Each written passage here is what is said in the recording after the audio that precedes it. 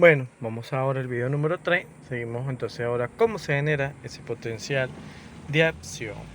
El potencial de acción es un cambio rápido que hay en el potencial de membrana bajo la respuesta de un estímulo. Luego vuelve hacia un potencial de membrana en reposo, es decir, potencial de membrana en reposo, potencial de acción, potencial de membrana en reposo. Ahora, el potencial de acción va a ser diferente dependiendo del tipo de tejido, porque cada tejido va a tener unos canales de voltaje dependientes para cada acción de que esa célula requiera. Por ejemplo, en el caso de las neuronas motoras, su potencial de acción va variando. En este caso se puede ver que comienza a partir de los menos 70 milivoltios alcanzando más 30 milivoltios, pero su máxima duración es de 2 milisegundos. Lo que respecta a el músculo esquelético, cuando su meseta parte de los menos 90 milivoltios alcanzando más 30 milivoltios con una duración de 5 milivoltios en su proceso de acomodación. Ahora, para el caso del músculo cardíaco, su duración es de 200 milisegundos, es decir, el periodo de acción es mucho mayor, por eso es que se nota ese pico tan corto y un ancho retorno. En este caso, esta molécula está mucho más, esos canales tienden a ser más lentos para la difusión del ion. Ahora, ¿cómo llegamos a medir ese potencial de acción? Bueno, se utilizó en este caso un nervio de un calamar gigante en los años 50, y a ese nervio gigante, que era más fácil obtenerlo, se le aplicaron descargas eléctricas y eso ocasionó poder medir los potenciales de acción o poder caracterizar los potenciales de acción, y de allí aparece la teoría iónica del impulso nervioso. Utilizando un osciloscopio se pudo medir esos periodos. Como son muy rápidos, se utiliza azúcar, es decir, sucrosa, para retardar el impulso nervioso y así poder evaluar esas características que tiene, porque es muy violento, es muy rápido poderlas analizar, y por eso se utiliza ese retardante que es la sucrosa, el azúcar. Ahora, la célula va a estar excitada cuando recibe algún estímulo eléctrico. En el caso del calamar gigante se le da un estímulo eléctrico artificial, es decir, unas descargas eléctricas pequeñas, que esta va a provocar la apertura de canales de sodio dependientes de voltaje y va a hacer una inversión del potencial de membrana, es decir, una despolarización, con una variación del potencial que se va a propagar de forma limitada a mayor distancia desde el punto de estimulación, con una menor variación de ese mismo potencial. Es decir, va a ir asumiendo segmento celular por segmento celular. Y a medida que uno se va despolarizando, el otro se va repolarizando, y así sucesivamente formando un ciclo a nivel de la célula. Ahora, ese mismo potencial de acción, como lo vemos en esta gráfica, cuando el estímulo es lo suficientemente importante para romper ese subumbral, entonces esa intensidad es capaz de disparar el potencial de acción, y ese potencial de acción va a ir saltando de membrana a membrana y se va a ir propagando y se va a ir dispersando desde su punto de origen, pero va a ir alcanzando o llevándolo hacia otra área de la célula. Y así va a provocar la conducción de todo ese potencial eléctrico a lo largo de la célula, lo que provoca la despolarización y la repolarización de la misma.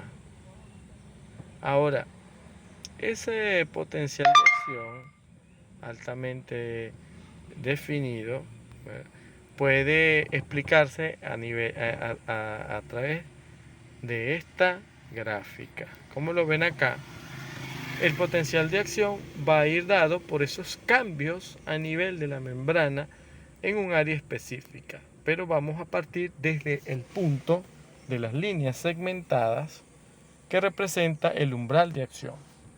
Y el potencial de membrana en este caso es de menos 70 milivoltios. Recibe un estímulo lo suficientemente importante, donde comienza la flecha y coincide con el número 0, que es lo suficientemente importante para sobrepasar la línea segmentada, lo que es la franja de la línea azul, lo que es esa franja, y es allí donde aparece el potencial de acción, porque sobrepasa el umbral. Una vez que ocurre ese mismo potencial de acción, ella, en el mismo caso en donde el estímulo comienza, es capaz de abrir, ¿verdad?, los canales de sodio y de una vez mantener abiertos esos canales de sodio. Cuando el potencial de acción es tan grande o es capaz de romper su umbral, en este momento entonces se abren canales adicionales de sodio y van a permitir el movimiento de este ion sodio. Ese movimiento de ion sodio va a ir generando entonces que llegue a más 30 milivoltios. Y es a partir de allí en donde comienza a cerrarse los canales de sodio dependientes de voltaje. Y en ese mismo momento se abren los canales de potasio dependientes de voltaje. La apertura y el movimiento del ion potasio va a provocar un proceso de repolarización. Les comenté antes el proceso de despolarización, viene el proceso de repolarización, hasta que sobrepasa la línea segmentada del umbral. Y es acá donde se cierran los canales de potasio y esa línea roja comienza entonces a estabilizarse para convertirse de nuevo en el potencial de membrana en reposo. Todo esto transcurre en un lapso de 2 milisegundos. Todo este proceso ocurre en un lapso de 2 milisegundos. Entonces el potencial de acción va a estar entonces distribuido en diferentes etapas. Uno, como lo es el estímulo que va a provocar la apertura de los canales de sodio y la difusión del ion hacia el citoplasma, despolarizando la membrana celular. Una vez que se alcanza el potencial umbral, se abren más canales de sodio, aumentando así la difusión del sodio, lo cual despolariza más la membrana, provocando el proceso de la despolarización. Cuando el potencial alcanza su máximo, es decir, valores positivos, en este caso más 30 milivoltios, se empiezan a cerrar los canales de sodio y aparece la apertura de los canales de potasio para permitir la salida del potasio y así la repolarización de la membrana. Tras un breve periodo de hiperpolarización, la bomba sodio-potasio se activa y va a restablecer ese potencial de membrana en reposo. En consecuencia, las conductancias para estos iones va a provocar que el potencial de acción vaya a generar esos cambios rápidos y transitorios para las conductancias de sodio y de potasio. Los canales de voltaje dependientes van a tener varias conformaciones que van a afectar la conductancia de ambos iones, tanto para el reposo, para su activación y su inactivación. Entonces, en el caso de la conductancia iónica, reposo activada e inactivada para el sodio y reposo y activación lenta para el potasio. El potasio un poco más lenta para recuperar su conductancia, y eso tiene que ver con la importancia de lo que es el proceso de repolarización y el de hiperpolarización celular. Ahora, la propagación de ese potencial de acción va a estar suministrada porque ella se va a distribuir por todas las direcciones, aunque esa no retrocede, pero los canales de sodio de la zona donde se polariza primero van a quedar inactivados. Eso explica el por qué no se retrocede, es decir, el periodo de refracción. Ahora, ese potencial de acción no tiene, para que se pueda generar, debe responder a lo que se llama ley del todo o nada. Es decir, o se va a dar la respuesta al estímulo o no se da. Por eso hablamos de los potenciales subumbrales.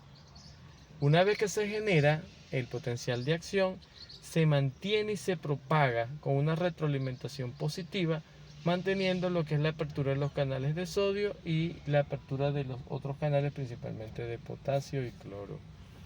En los tiempos que los canales dependientes de voltaje van a permanecer abiertos, va a ser independientemente a la intensidad del estímulo, es decir, que es independiente a la fuerza con que el estímulo pueda generarse. Y un estímulo subumbral no va a aumentar la despolarización celular es decir, no va a aumentar la amplitud del pico. Una vez que eso se da, él tiene su tiempo y cierra, es decir, no va a incrementar esa amplitud del pico. Ahora, podemos hablar de los procesos de acomodación. Y ese proceso de acomodación tiene que ver con